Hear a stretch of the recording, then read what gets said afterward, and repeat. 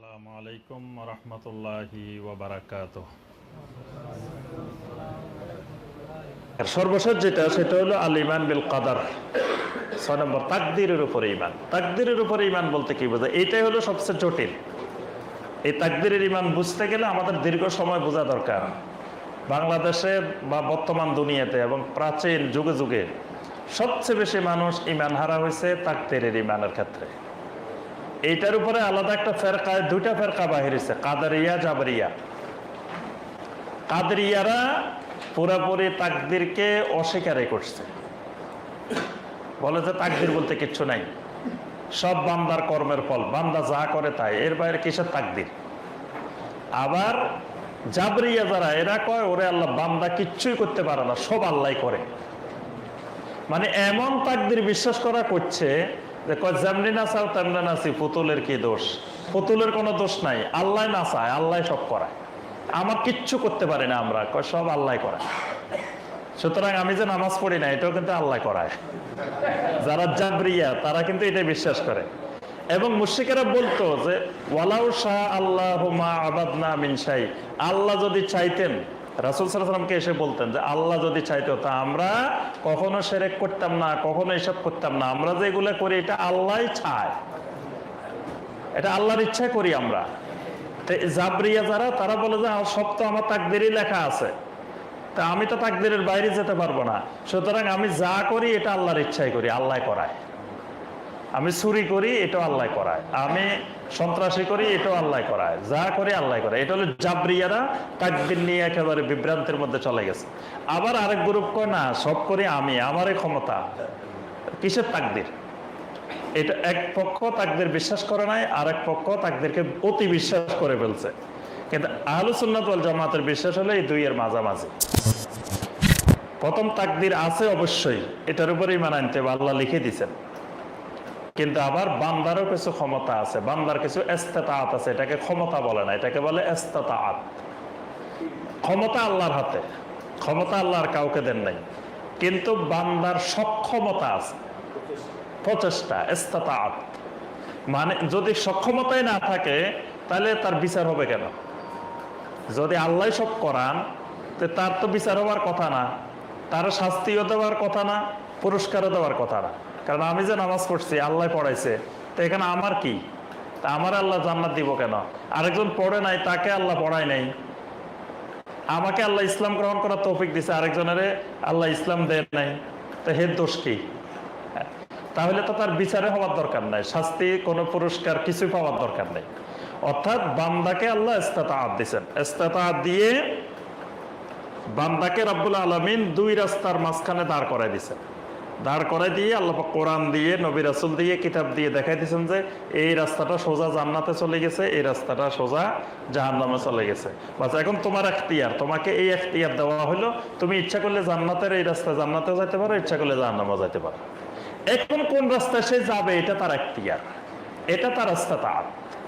এখানে আল্লাহ পাক কোনো হস্তক্ষেপ করেন না, এখানে বান্দার এখতিয়ার আছে। বান্দা এখানে সে ইচ্ছা করলে জান্নাতের রাস্তাও যেতে পারে, জাহান্নামের রাস্তাও যেতে পারে। এবং আল্লাহ পাক নিজে ওয়াদা করছেন, ওয়াল্লাযীনা জাহাদু ফীনা লানাহদিয়ান্নাহুম সুবুলানা। কেউ যদি জান্নাতের রাস্তা হাঁটতে চায়, চেষ্টা করে, আমি অবশ্যই অবশ্যই তাকে হেদায়েতের রাস্তা দেখাই দিব, তাকে সহযোগিতা করব সেই ক্ষেত্রে।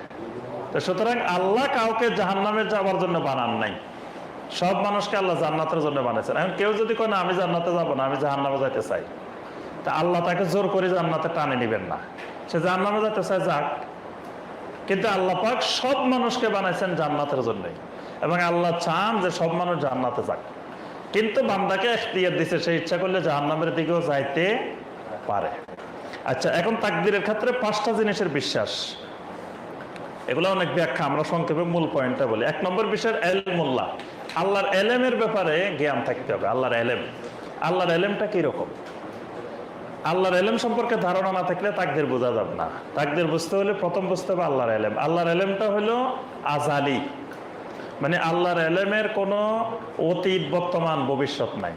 আল্লাহর এলেমটা মানে আজ থেকে 1000 বছর পরে, 10,000 বছর পরে কি হবে আমাদের জন্য এটা বিশাল ভবিষ্যতের কথা, কিন্তু আল্লাহর জন্য এটা বর্তমান, আল্লাহর সামনেই আছে এটা। আল্লাহর জন্য কোনো অতীত নাই। আদম আলাইহিস সালামের যুগ আমাদের জন্য অতীত, আল্লাহর জন্য অতীত নেই।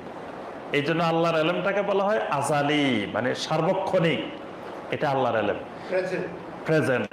তা আমি আপনি কি করব এটা আল্লাহর এলেমে আছে। আমি পৃথিবীতে কি কি কাজ করব এটা আল্লাহর এলেমে আছে, আল্লাহর জ্ঞানে আছে। আল্লাহর এলেমের যে আছে হিসাবে আল্লাহ লিখে রাখছেন। আল্লাহ এখানে হস্তক্ষেপ করেন নাই, মানে আমার কাজটাই এখানে লেখা হয়েছে। আমি কি করব, কোন দিকে যাব, এটা আল্লাহ জানেন।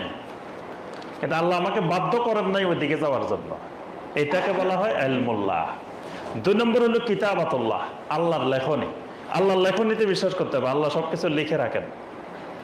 আল্লাহর এলেমের আলোকে আল্লাহ লিখছেন। 3 নম্বর হলো মাশিয়াতুল্লাহ, আল্লাহর ইচ্ছা। আল্লাহর একটা ইচ্ছার পাওয়ার আছে, মানে আমি আরেক দিকে যেতে চাইলেও আল্লাহ ইচ্ছা করলে আমার অন্যদিকে নিতে পারেন।